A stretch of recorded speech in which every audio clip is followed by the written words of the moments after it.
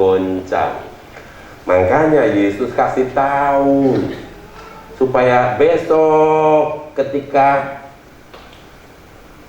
aku mati tersalib, Yesus bilang apa? Imanmu akan tergoncang. Kemudian Petrus bilang, walaupun semuanya meninggalkan Engkau ya Tuhan, namun aku tidak akan. Yesus bilang Petrus, sebelum ayam berkokok, kamu sudah menyangkal aku 3 kali. Itu yang Yesus takutkan. Kejatuhan anak-anak Tuhan dalam imannya kandas, itu yang Tuhan khawatirkan. Makanya dia bilang berdoa dan berjaga-jagalah, jangan sampai jatuh. Yesus lanjutin lagi doanya. Begitu lagi berdoa, dia balik lagi. Kenapa? Karena yang dia harapkan murid-muridnya berdoa. Dia lihat malah tidur. Bangunin, berdoalah kamu dan berjaga-jagalah supaya kamu jangan jatuh dalam pencobaan. Balik lagi berdoa. Nggak lama dia balik lagi, dia lihat muridnya tidur lagi. Sementara Yesus merasakan kekhawatiran tentang kita enak-enak tidur, gitu ya. Benar ya? Sama. Kita minta sama Tuhan, Tuhan cukupkan ini, cukupkan itu. Tuhan Yesus bilang berdoa, dilihatnya modom.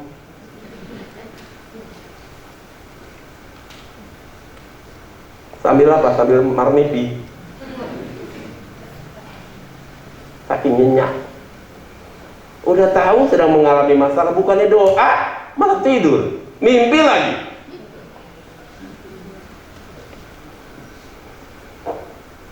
Sampai Yesus bilang apa? Tidak bisakah kamu berdoa 1 jam saja? 1 jam standarnya.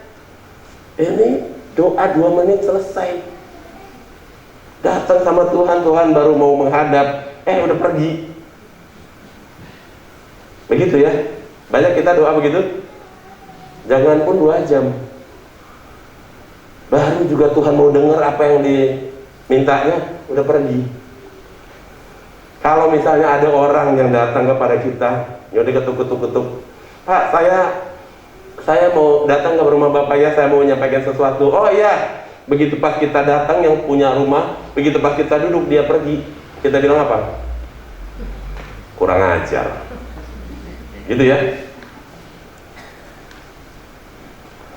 Ada banyak, ini teologi saya mungkin ya. Ada banyak doa-doa anak Tuhan ini, doa-doa yang kurang ajar gitu. Buat, satu catatan, ini butuh ini cukupkan, datang berdoa. Pagi ini Tuhan saya berdoa, nih, terus pergi. Tuhan suruh baca sendiri. Gitu ya. Ini realita loh. Kalau Ferry tahu, saya juga pernah begitu. Ya, saya pikir, ya Tuhan udah tahu segalanya lah, sudah ya. Ini kerjaan saya, itu kerjaan Tuhan. Cukupkan, ini kerjaan saya, begitu ya. Saudara kekasih, mari kita renungkan. Kita ada di posisi doa yang bagaimana? 1 Yohanes 5 ayat 14. Sebelum. Yang ketiga dari Yakobus tadi ya. Atau kamu berdoa juga? Oke. Ini dalil kita berdoa kok. Tadi bertengkar, ribut, berkelahi, membunuh, iri hati, dan nggak doa. Lalu kita bilang berdoa kok. Ini kata ayat 3. Atau kamu berdoa juga, tetapi kamu tidak menerima apa-apa karena kamu salah berdoa. Di mana salah berdoanya? Sebab yang kamu minta itu hendak kamu habiskan untuk memuaskan hawa nafsumu. Jadi ya, apa yang kita doakan itu adalah sesuatu keinginan, bukan satu kebutuhan. Beda ya, keinginan dengan kebutuhan beda.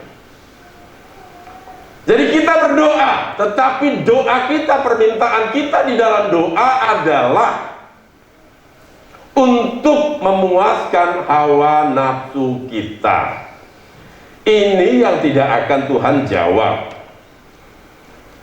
Itu sebabnya di Taman Getsemani Yesus bilang, memang kalau boleh lalukan cawan ini daripadaku, tetapi bukan kehendakkulah yang jadi. Inilah keinginan. Kemudian dia bilang, jadilah seperti apa yang Bapa inginkan. Jadi apa yang kita ingini akan cenderung kepada hawa nafsu, memenuhi hawa nafsu kita, menghabiskan. Ya, sebab yang kamu minta itu hendak kamu habiskan untuk memuaskan hawa nafsu. Jadi Tuhan suruh menyediakan apa yang menjadi hawa nafsu kita. Kira-kira didengar nggak atau dijawab nggak? Ya jelas nggak akan didengar, apalagi dijawab. Karena apa? Dengan hawa nafsu itu berarti hawa nafsu daging, keinginan daging ini berbuahkan dosa. Kita akan lihat, saudara kekasih.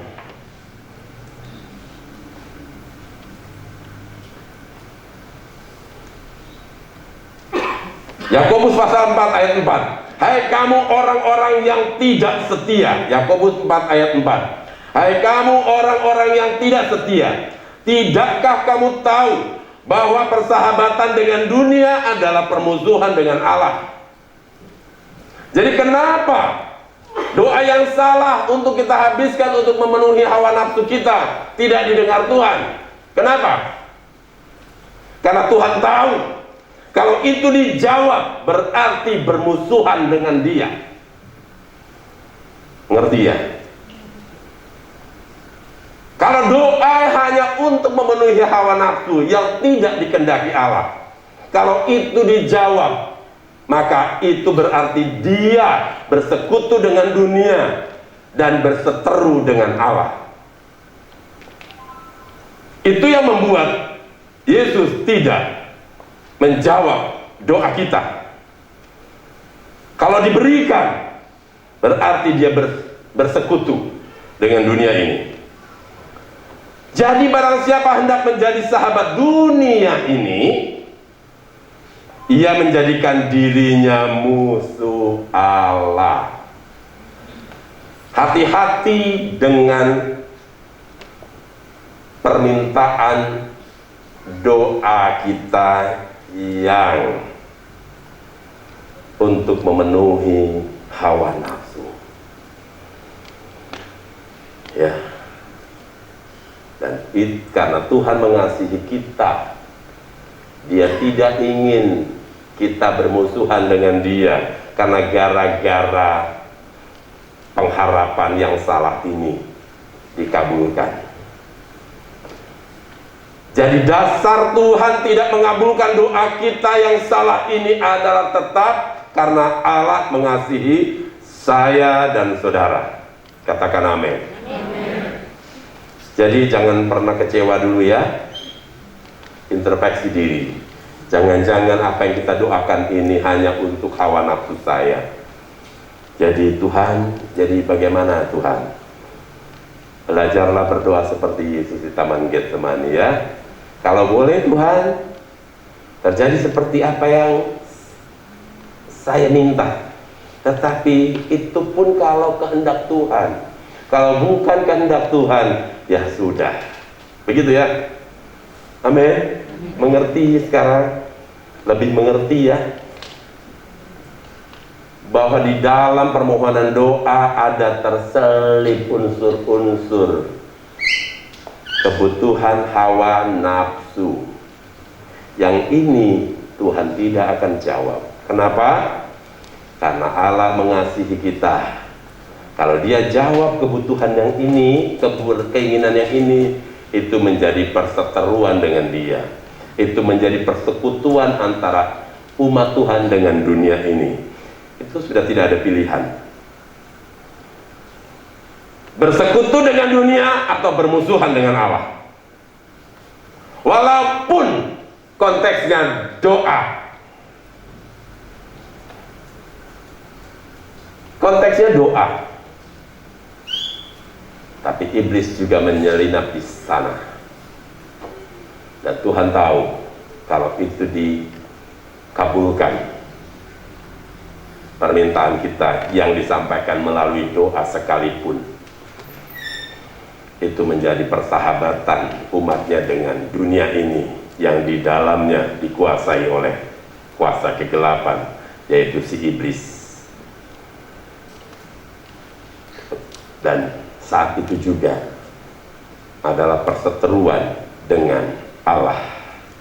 Jadi barang siapa hendak menjadi sahabat dunia, ini ia menjadikan dirinya musuh Allah.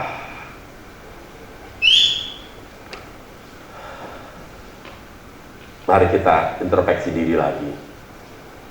Di dalam doa-doa kita yang kita sampaikan, mungkin kita sudah tekun, ya. Kita sudah tekun, ya.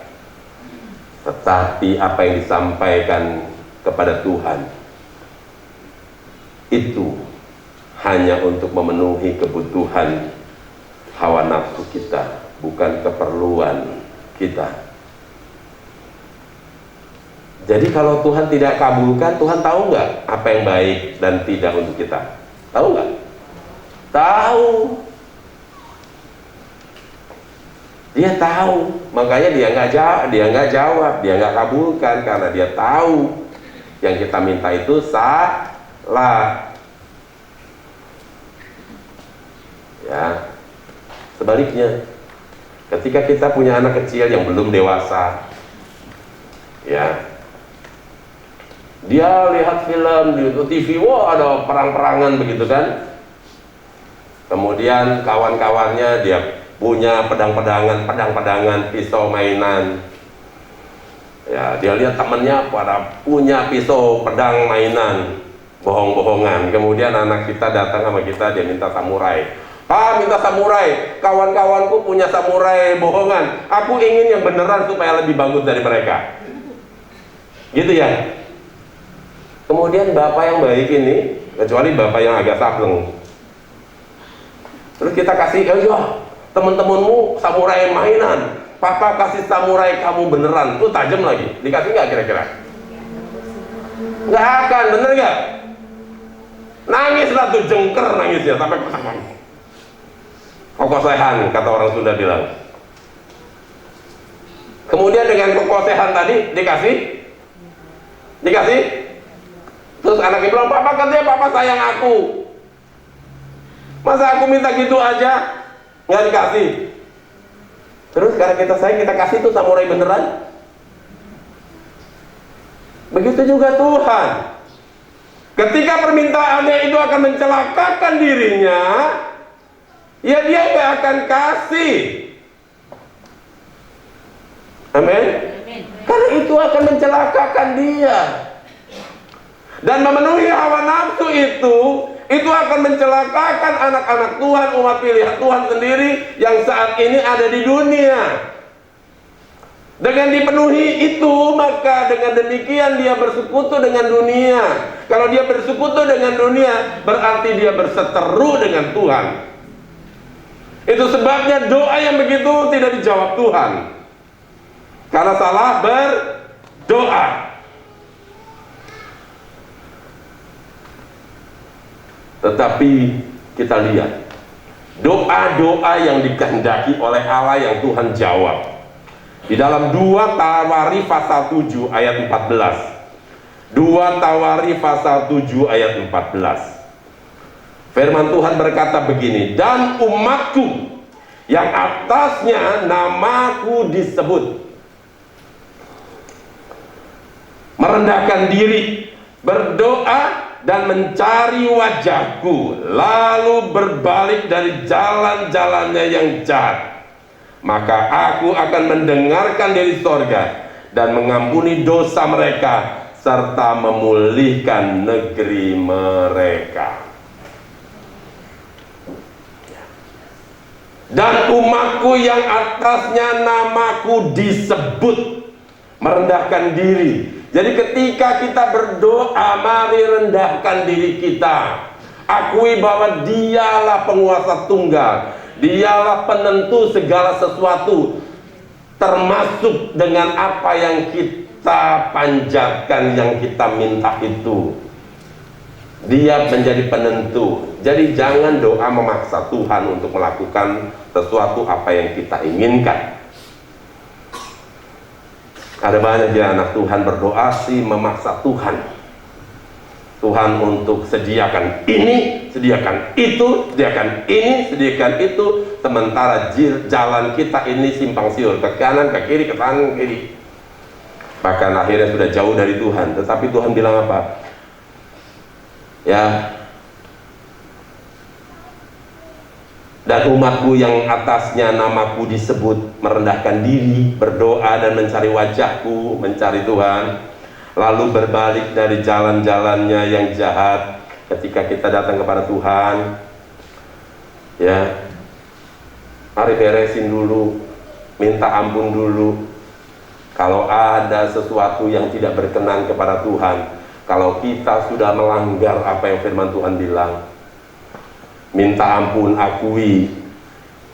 Bagaimana 1 Yahya 1 ayat 9 katakan, jika kita mengaku dosa kita, maka Allah itu setia dan adil, sehingga Ia mengampuni kita dan menyucikan kita dari segala kejahatan. Itu yang dicatat di dalam 1 Yohanes 1 ayat 9. Jika kita mengaku dosa kita, maka Allah itu setia dan adil, sehingga Ia mengampuni dan menyucikan kita daripada segala yang jahat.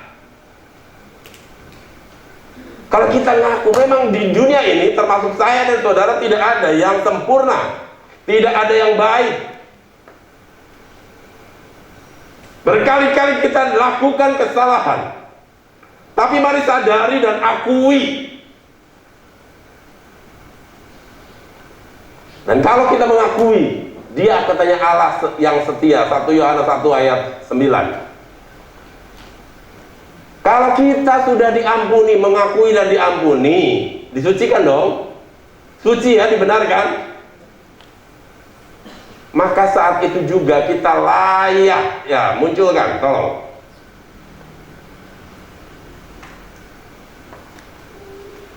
Berarti kita berhak kembali menerima janji Tuhan.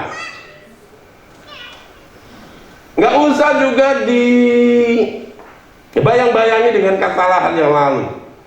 Bertobatlah, berbaliklah dari jalan-jalan yang jahat. Janji Tuhan apa? Maka aku akan mendengarkan dari surga dan apa? Mengampuni, dari 2 Tawari 17 ayat 14. Ya. Mengampuni dosa mereka serta memulihkan negeri mereka. Memulihkan apa yang ada, yang sedang kita gumuli itu. Amsal 15 ayat 8. Amsal 15 ayat 8. Korban orang fasik adalah kekejian bagi Tuhan. Jadi ketika kita datang kepada Tuhan dengan tidak meminta pengampunan kepada Tuhan, bahkan mungkin kita bilang, saya sudah buat satu korban persembahan bagi Tuhan, tapi dengan tangan yang berlumuran dengan kesalahan. Tuhan bilang apa? Korban orang fasik adalah kekejian bagi Tuhan. Tetapi doa orang jujur dikenannya.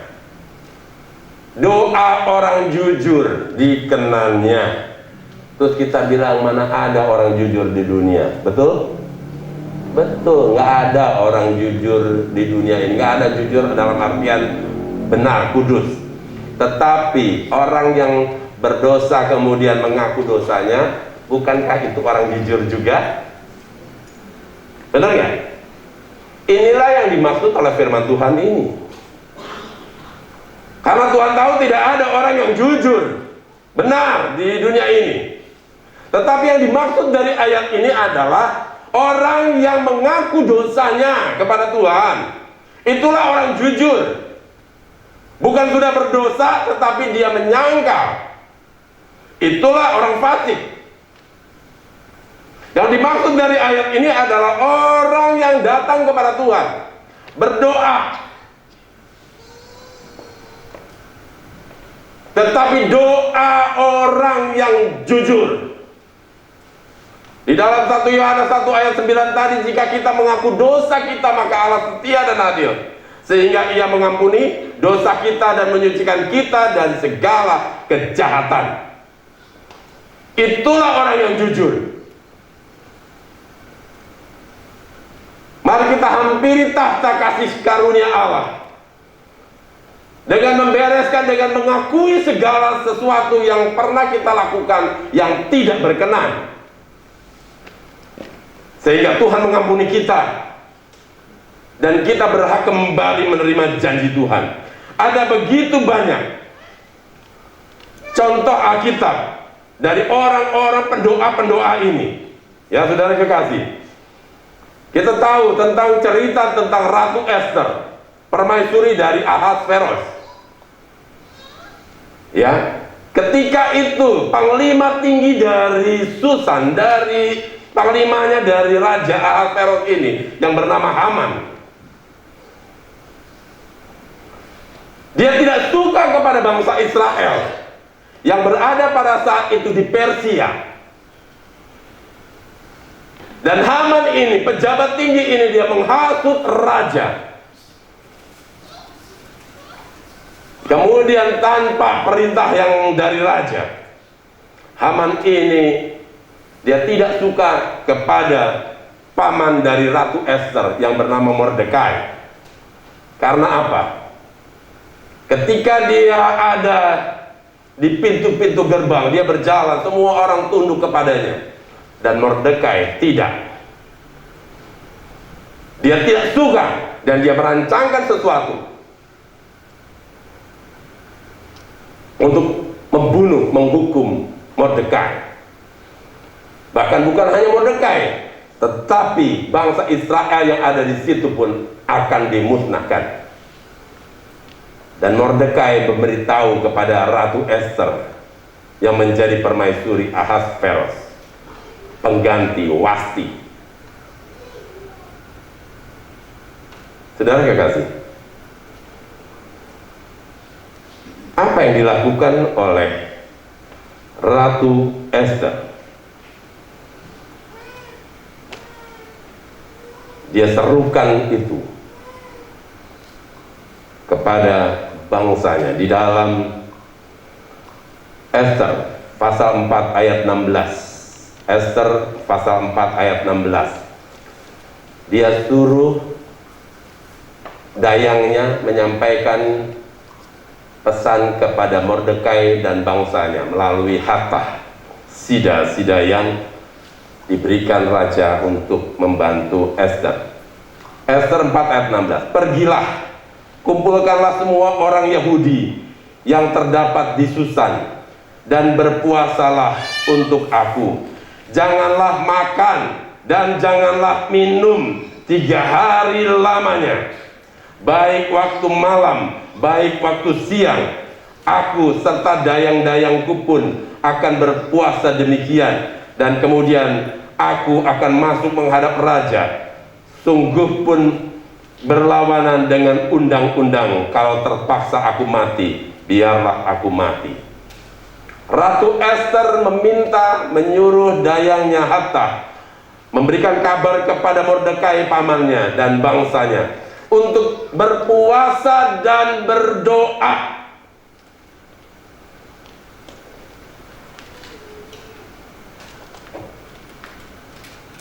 Ada kuasa yang akan menarik kuasa Tuhan terjadi di dalam ancaman apapun.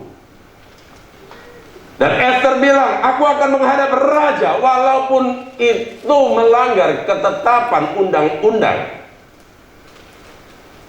Siapapun yang tidak dipanggil oleh raja tidak boleh menghadap. Dan kalau ada yang menghadap tanpa panggilan, hukumannya adalah hukuman mati, termasuk Esther sekalipun.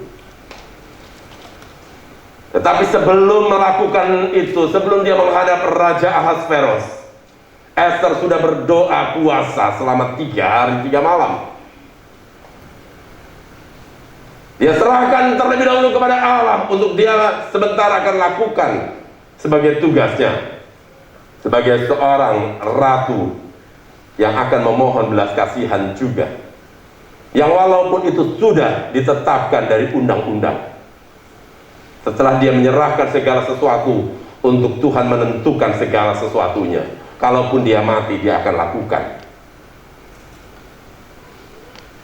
Dan apa yang terjadi ketika Ratu Esther datang ke gerbang istana, ke pintu istana? Dia berdiri di depan pintu istana. Padahal kalau tidak ada titah raja untuk berdiri di sana, sudah langsung hukumannya mati. Tetapi Tuhanlah yang mengubah ketetapan-ketetapan dunia ini juga untuk kepentingan.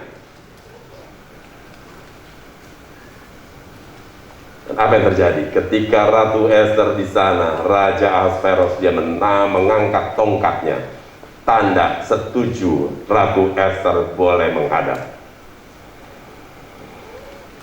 Saudara kekasih, kuasa doa bisa mengubah segala sesuatu. Amin.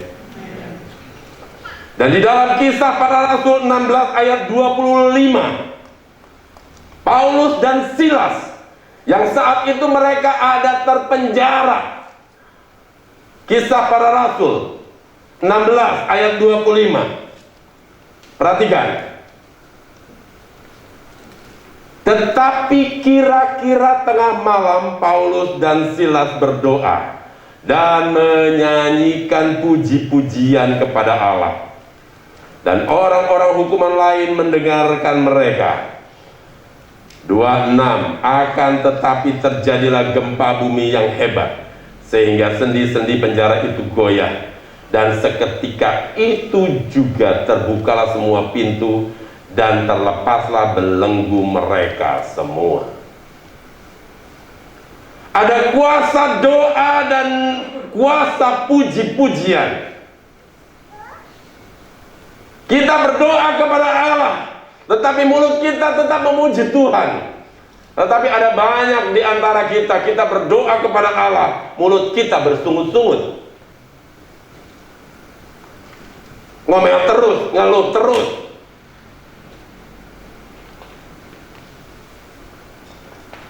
Mari kita introspeksi diri. Apa yang sudah kita lakukan di hadapan Allah? Berdoa sudah. Adakah mulut kita juga tetap memuji Tuhan? Yang keluar dari mulut itu keluar dari hati. Ya. Mari ketika berdoa jangan bersungut-sungut. Amin.